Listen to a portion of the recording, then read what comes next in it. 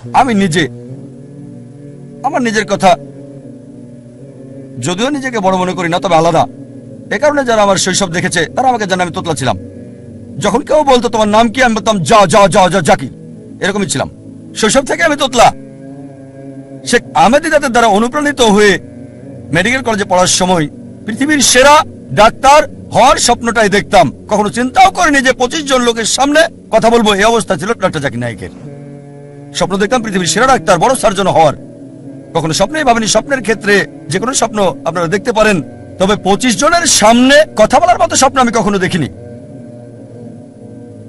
আলহামদুলিল্লাহ, আল্লাহ সুবহানাহু ওয়া তাআলার সাহায্যে শেখ আহমেদ দিদাতের দ্বারা অনুপ্রাণিত হয়ে এখন আল্লাহর ভৃত্য অনুগত। মাশাআল্লাহ, কথা বলি শত শত হাজার হাজার লাখ লাখ লোকের সামনে। মাশাআল্লাহ, এখানে দেখতে পাচ্ছেন 1 লাখেরও বেশি। শেখ আহমেদ দিদাতের দ্বারা অনুপ্রাণিত হয়ে ইসলামিক রিসার্চ ফাউন্ডেশন প্রতিষ্ঠা করলাম। বক্তা হওয়ার জন্য না, বক্তা তৈরি করার জায়গা করেছি। রাজা হতে পারবো না, রাজা তৈরি করবেন। আমি বক্তা হতে পারবো না, তাই বক্তা তৈরির জন্য অর্গানাইজেশন করেছি। আল্লাহর পরিকল্পনা ছিল, প্রথম বক্তা কথা বলতে পারছিলেন না, আমি বাধ্য হয়ে মঞ্চে গেলাম। আর বুঝতে পারলাম দাওয়ার কাজ করছি, অমুসলিমদের সাথে মুখে জড়তা নেই। যখন মুসলিমদের সাথে কথা বলছি তখন আছে, অমুসলিমদের সাথে কথা বলে তোতলাই না আমি। যখন স্টেজে যাই, সাধারণত স্টেজে গেলে মানুষ তোতলায়। আলহামদুলিল্লাহ, আল্লাহ সুবহানাহু ওয়া তাআলার রহমতে আমি স্টেজে গিয়ে তোতলাইনি। তিনি দয়া করেছেন, আমাকে শরীরের ডাক্তার না করে আত্মার ডাক্তার করেছেন। আর শেখ আহমেদ দিদাত, আমি তাকে বললাম, আঙ্কেল, 1987 সালে প্রথম দেখা করি। আমি তার ড্রাইভার ছিলাম, চালক। যেখানে যেতেন আমি নিয়ে যেতাম যাতে সময়টা বেশি পাই। বললাম, আঙ্কেল, আপনি কেন এত এগ্রেসিভ? তিনি বললেন, বাবা, আমি এগ্রেসিভ না, আমি মিলিট্যান্ট। মিলিট্যান্ট শয়তানের সাথে দুইভাবে যুদ্ধ করা যায়, পানি দিয়ে অথবা আগুন দিয়ে। আমি আগুন বেছে নিয়েছি। এটা ছিল তার উত্তর। আমি যখন দেওয়া শুরু করলাম, তার ম্যাটেরিয়াল ব্যবহার করতাম, তবে নরম হয়ে থাকতাম, খুব নরম, খুব দয়ালু। কোনো ফলাফল নাই। মেডিকেল কলেজে দাওয়া দিতাম, তারপর মিলিট্যান্ট হলাম। শেখ দিদাতের চেয়ে বেশি মিলিট্যান্ট। হায় আল্লাহ, কি পেলাম! মুসলিম বন্ধুরা সব দৌড়িয়ে পালিয়ে যেত, আর আমি অমুসলিমদের সাথে একা। মিলিট্যান্ট হওয়ার একই ফলাফল পেলাম। মাশাআল্লাহ, আল্লাহ আমাকে পথ দেখিয়েছেন। স্টেজে এসে আমি নরম হয়ে যাই, এতই নরম হই যে প্রশ্নকারীরা গালমন্দ করলে আমি হাসতাম। শেখ আহমেদ দিদাত আমাকে দিলেন টাইটেল। প্রথমে দিলেন দিদাত প্লাস, তারপর আবার যখন দেখা হলো, বাবা, তারা তোমাকে গালমন্দ করছে, অভিশাপ দিচ্ছে, তুমি হাসছো, আবার টাইটেল দিলেন। আমার যা করতে লেগেছে 40 বছর, তুমি তা করে ফেলেছো 4 বছরে। আর আলহামদুলিল্লাহ, যদি আমার ব্যাপারে দেখেন, আমার পছন্দটা, আমি এমন লোক যে সবসময় চেয়েছি সেরাটা, কখনোই 2 নম্বরটা চাইনি, সেরাটা। শৈশব থেকে এই সেরাটা বাছাই করেছি। এখন আমি আমার আকাঙ্ক্ষাকে আল্লাহ সুবহানাহু ওয়া তাআলার দিকে ফিরিয়েছি। একেবারে সেরা ক্যামেরাটা চেয়েছি, সেরা যন্ত্রপাতি, সবচেয়ে ভালো পরিবেশ আল্লাহর বার্তা প্রচার করার জন্য সেরা কনফারেন্সটা করতে চেয়েছি। এই কারণে এই কনফারেন্স আমরা এখানে করছি। ধরেন গ্র্যামি অ্যাওয়ার্ডস এবং অস্কার অ্যাওয়ার্ডস, এদের উদ্দেশ্যটা হারাম, তবে তাদের প্রযুক্তি প্রশংসা করার মতো। বললাম, কেন আমরা করতে পারবো না আল্লাহ সুবহানাহু ওয়া তাআলার জন্য? উদ্দেশ্য ভিন্ন, আল্লাহ সুবহানাহু ওয়া তাআলাকে খুশি করা। পৃথিবীকে দেখাতে চাই যে আমরা মুসলিমরাও আলহামদুলিল্লাহ করতে পারি। এমন না যে এগুলো ছাড়া দেওয়া হবে না, হবে। আমরা দেখাতে চাই যে আমরা আল্লাহ সুবহানাহু ওয়া তাআলার জন্য সেরাটা চাই। সবচেয়ে ভালো অফিস করতে চেয়েছি, এজন্য সবচেয়ে ভালো অফিস করেছি। ব্যবহার করেছি ইটালিয়ান মার্বেল। আমার অফিসে ইটালিয়ান মার্বেল, ইসলামিক রিসার্চ ফাউন্ডেশনে। আমার বাড়িতে ইটালিয়ান মার্বেল নাই। কেন? যে স্থানে মানুষ আল্লাহ সম্পর্কে জানতে আসে, তাদের সেরাটা দিতে চেয়েছি। সে সময় 1990-এর দিকে ইন্ডিয়াতে ইটালিয়ান মার্বেল মুসলিম অফিসে শুনি নাই। সামান্য দিয়ে শুরু। আমাদের অফিস ছিল মাত্র 20 থেকে 25 বর্গ মিটারের। 25 বর্গ মিটার অফিস ছিল, একজন কর্মচারী। এখন মাশাআল্লাহ, আল্লাহর দয়ায় এখন 400-এরও বেশি এমপ্লয়ি। মাশাআল্লাহ, সবচেয়ে বড় দাওয়া প্রতিষ্ঠান। মাশাআল্লাহ, আল্লাহ সাহায্য করেছে। স্কুলে আমি ভালো বিতার্কিক ছিলাম, খুবই ভালো। উদ্দেশ্য কি ছিল? বিতর্কে জয়ী হওয়া। উদ্দেশ্য পরিবর্তন করেছি, দিন প্রচারের চেষ্টা করছি। সত্য দিন, ফলাফল পাচ্ছি। প্রথমে আমি ঘুমাতাম 5 ঘন্টা 6 ঘন্টা মেডিকেলের সময়, এখন ঘুমাই মাত্র 3 ঘন্টা আল্লাহর জন্য।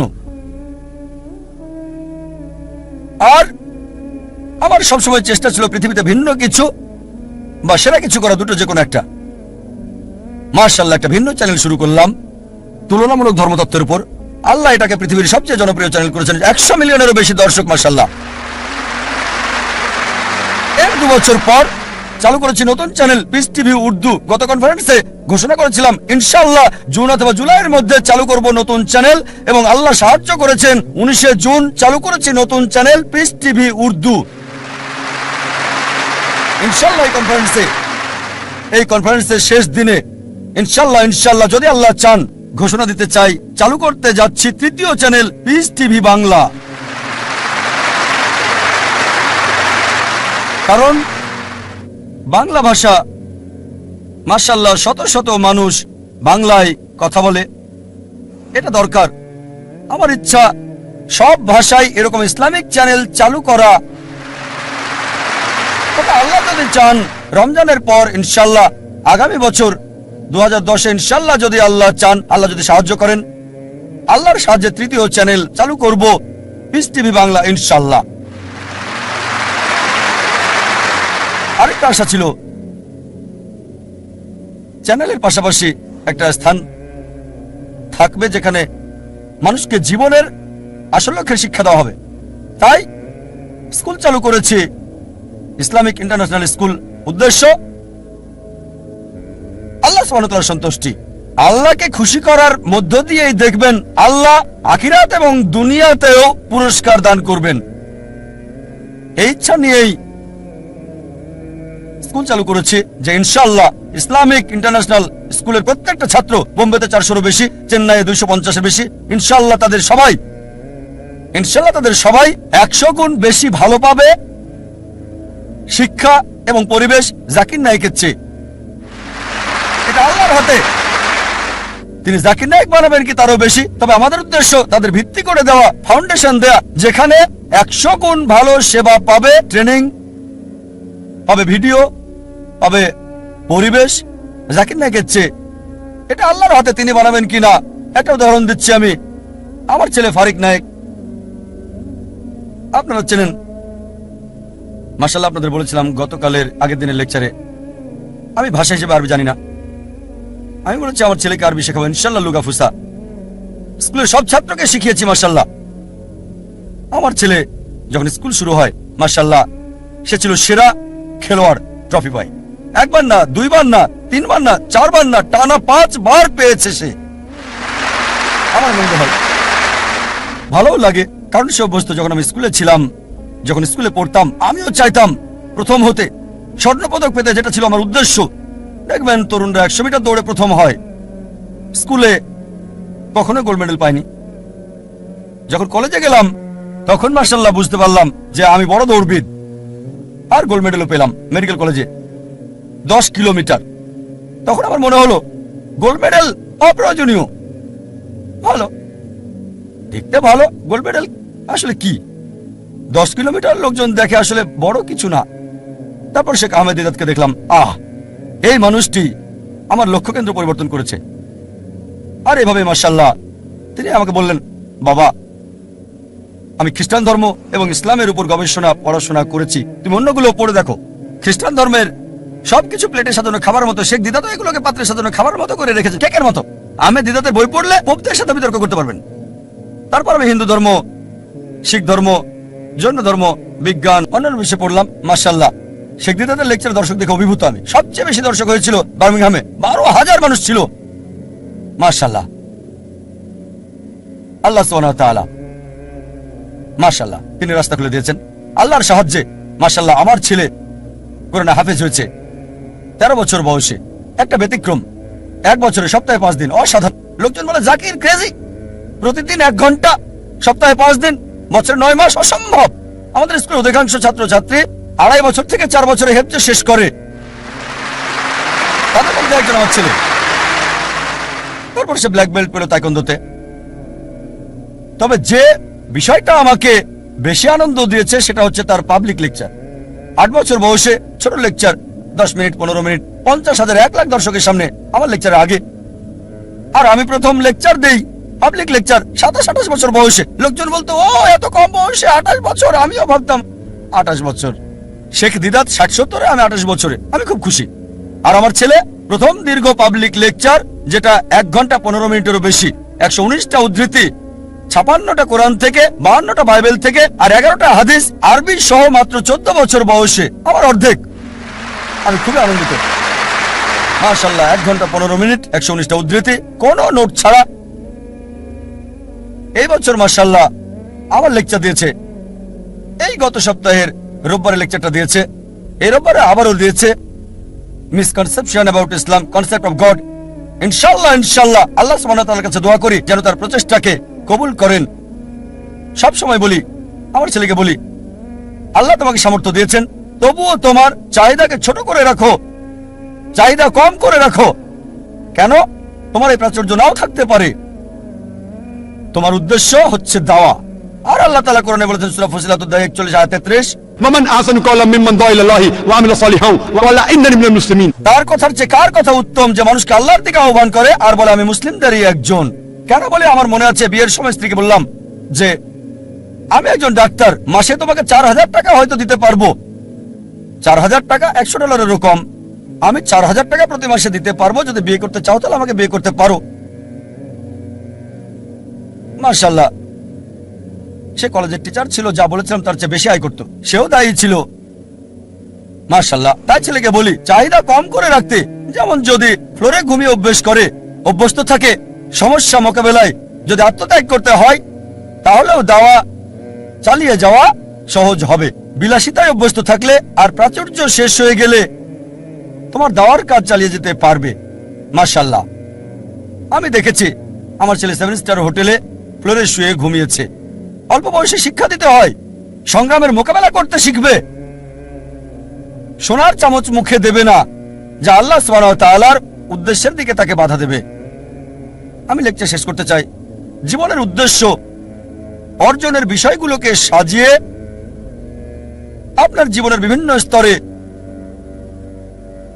কোন দিকে আছেন সেটা দেখতে হবে। 6টা পয়েন্ট দেওয়ার আগে আরেকটা কথা বলি।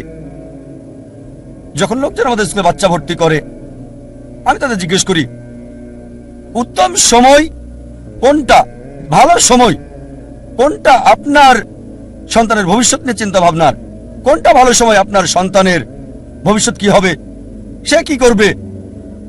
অনেকে বলেন যখন সে কলেজে যায়, কেউ বলেন না যখন স্কুলে ভর্তি হয়, কেউ বলে না যখন কিন্ডারগার্টেনে ভর্তি হয়। কেউই এর আগের সময়টার কথা বলে না। ইসলামিক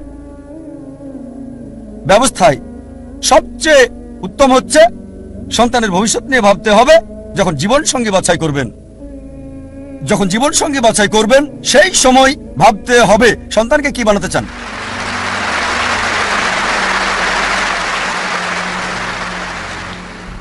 কারণ তার মা, বাবা, পিতামাতা তাদের আসল শিক্ষক।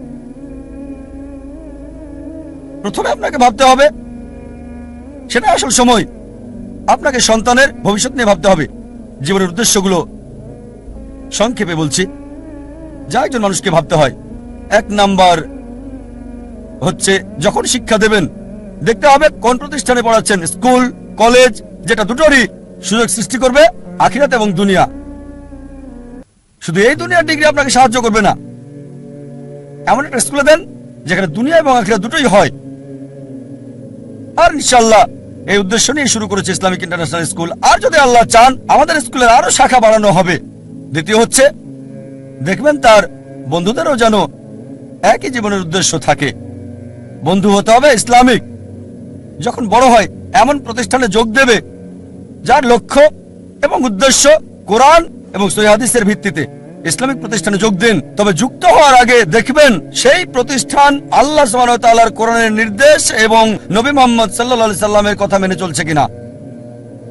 চতুর্থ হচ্ছে যখন পেশা বাছাই করবেন, আল্লাহ বলেন সূরা আল ইমরান অধ্যায় 3 আয়াত 104, তোমাদের মধ্যে যারা ভালো কাজ করার জন্য অন্যকে আদেশ করবে, মন্দ কাজে নিষেধ করবে, আর তারাই মূলত সফল কাম।